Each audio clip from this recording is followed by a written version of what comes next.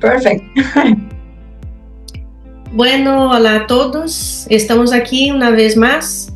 Yo, Janaína, con la doctora Isabel Cardoso, que trabaja con vos y que sabe mucho de vos. Y hoy vamos a hablar de un tema que mucha gente quizás desconoce, pero que también es algo que trabajamos tanto los otorrinos como los logopedas, que es sobre la disfonía en niños.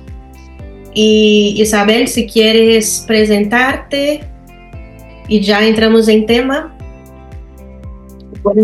Bueno, yo soy otorrinolaringóloga, ya me conocéis, trabajo aquí en Madrid y nada, colaborando con Janaína desde hace mucho tiempo en muchas cuestiones diversas. Pues nada, mira, la pregunta que quiero que empecemos es, ¿los niños tienen problema de voz?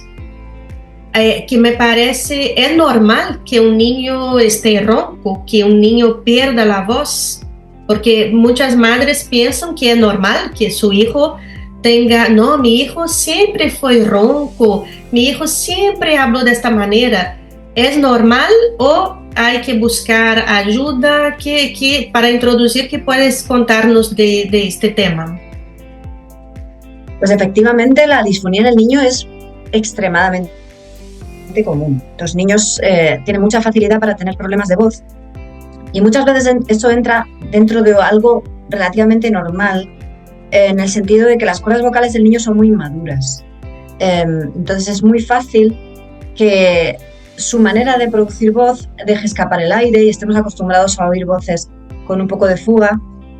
No hay que alarmarse, sí es importante consultar. Muchas veces van a tener nódulos incluso desde edades muy tempranas, desde muy chiquititos, o incluso patologías que en un adulto requerirían cirugía, como los quistes. En el niño muchas veces es cuestión de dejarles un poquito de margen para que se resuelvan, pero indudablemente hay que saber identificar cuál es el problema, porque eso va a condicionar lo que ese niño va a poder o no va a poder hacer. No es como un adulto que tiene una disfonía, tiene un problema, necesita una solución inmediatamente, pero sí que si tiene malos hábitos de voz hay que corregirlos lo antes posible y sobre todo impedir que se desarrollen si son muy pequeñitos, y también adaptar muy bien las actividades a su situación vocal. Eso es algo que yo creo que es muy importante. Entonces, no hay que normalizar que los niños sean afónicos, tampoco hay que crear una alarma generalizada, pero hay que verles y tomar unas medidas que les permitan a veces resolver el problema, a veces convivir con un problema que se va a resolver con maduración, pero sobre todo impedir que sea una complicación que lleve a más.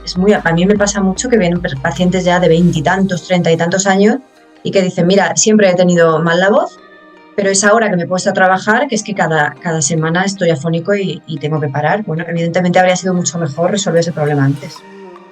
Y hablando de esto, una pregunta. ¿Los niños nacen con problemas de voz o desarrollan o las dos cosas?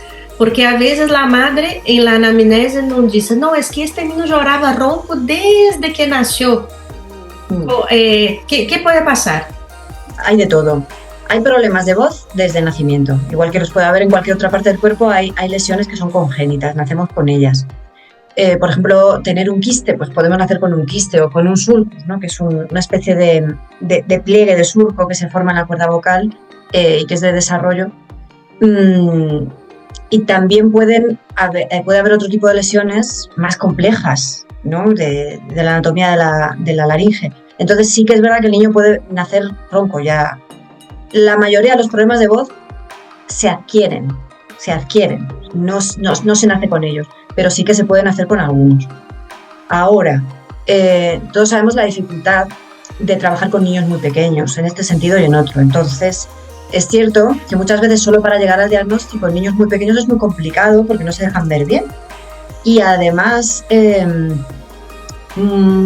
cuando son patologías muy complejas, incluso la necesidad de cirugía se va a limitar bastante a dejar que esas cuerdas vocales se vayan desarrollando y adquieran una composición más definitiva. No conviene andar operando a niños muy pequeños, con lo cual es bueno tener una actitud conservadora, es decir, una vez que ha habido ya un diagnóstico, es imprescindible establecer unos cuidados, porque muchas veces es teniendo esos cuidados que a lo mejor esa patología que parece que iba abocada a una cirugía en el futuro, luego no necesita tanto. Entonces, incluso con un diagnóstico de sospecha y estableciendo unas buenas pautas de cuidado de la voz, puede haber resultados buenísimos ante patologías complicadas. Eso no pasa en el adulto. El niño se recupera de una manera brutal. Hace poquito tuve una niña, y este es un caso distinto, una niña que con 9 años, con 10, tenía un pólipo. No es habitual que los niños tengan pólipos. Tenía un pólipo de esfuerzo vocal, y el pólipo en un adulto es patología para operarlo. Hay que quitarlo. En este caso, esta niña, controlando su producción de voz, haciendo rehabilitación, el pólipo ha desaparecido. Es decir, la plasticidad que tiene un niño no la tiene un adulto. Entonces, sí conviene identificar cuál es el problema con la intención de poner medidas antes de que el problema sea mayor. Muy bien. Y quería preguntarte, hablaste de niños, y yo también conozco otorrinos que dicen, no, son niños, no nos preocupemos y esto. ¿Hay alguna edad límite para preocupar o para esperar? ¿Para el diagnóstico o para el tratamiento? Para tratamiento. Es decir, el pólipo, ¿esperamos un poco o cada caso es un caso? Hay que ir viendo cada caso. Yo creo mucho en el tratamiento rehabilitador, incluso en cosas que se dicen drásticamente, oye, esto lo vamos a tener que operar. Me he llevado sorpresas muy gratas haciendo solamente tratamiento rehabilitador. Entonces, yo siempre creo que hay que darle el margen al tratamiento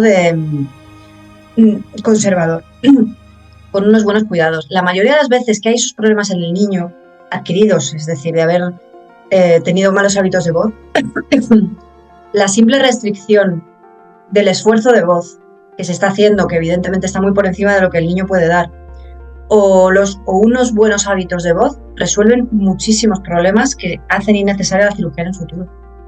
Sí, no, estoy de acuerdo porque he visto que a veces se opera mucho cosas que se podrían haber solucionado, pero muchas veces también la gente quiere una solución inmediata. Y hablando de niños, es el comportamiento, que si no trabajas este comportamiento, va a volver. Y para terminar, hablando así rápido de este tema, más adelante queremos hablar con más detalles sobre disfonía, voz en niños, que es un tema bastante actual y que hay que hablar. La pregunta, ¿cómo tratamos o a quién involucramos en este tratamiento? Mira, eso es clave, porque normalmente los niños replican los hábitos que han visto en su casa. Entonces, si tú estás enseñando a un niño a tener cierto control sobre su voz, pero cuando llega a casa, que es donde va a pasar más tiempo, ya sabemos que en un colegio y en un recreo o en una actividad extraescolar el niño va a perder mucho el control porque va a gritar, va a jugar en un espacio abierto, pero que llega a casa y en un entorno en el que tendría que poner en práctica esos cuidados que se les han enseñado, sistemáticamente la familia hable de una habitación a otra gritándose, pues en ese caso es que no vamos a conseguir nada. Tú le vas a entrenar en unas técnicas que no va a poner en práctica nunca y ya puede pasarse el resto de la vida haciendo rehabilitación que no va a cambiar nada. Sí, no, y esto de la familia, ¿no? En consulta de logopedia nos pasa mucho que, claro, viene la familia y estamos haciendo la entrevista, el niño disfónico, y en un momento la madre, diagnosticado el problema ahí. Y hay que hacer a mí ya me pasó que yo eran 4 niños, hermanos, y trabajamos individual, pero en algún momento trabajábamos juntos también, porque ellos se animaban entre ellos a gritar, a imitar voces, a pelear, y ahí estaban teniendo problemas. El tema de los niños, el tema de la voz es un mundo, y lo que queremos también es arrancar nuevas charlas, nuevas conversas de los temas.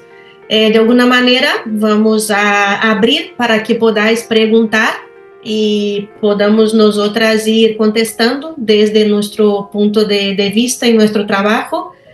Pero de momento de los niños de la disfonía infantil terminamos aquí. Seguro vamos a hablar más adelante de más cosas. Y quería darte las gracias, Isabel. Siempre es un placer hablar contigo y muchísimas gracias. Muchas gracias por contar conmigo, como siempre. Nada, nos vemos. Chao.